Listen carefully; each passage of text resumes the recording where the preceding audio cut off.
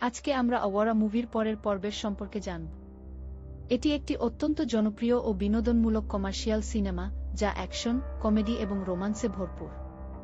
গল্পের মূল নায়ক সূর্য, যে আপাতদৃষ্টিতে একজন বেকার এবং আওয়ারা বা ঘুরে বেড়ানো ছেলে মনে হলেও আসলে সে অত্যন্ত বুদ্ধিমান, দয়ালু এবং অন্যায়ের বিরুদ্ধে প্রতিবাদী। সূর্যের জীবনে হঠাৎ আগমন ঘটে পৌলমী নামের এক সুন্দরী মেয়ের, যে এক বড় বিপদে পড়ে কলকাতায় পালিয়ে আসে।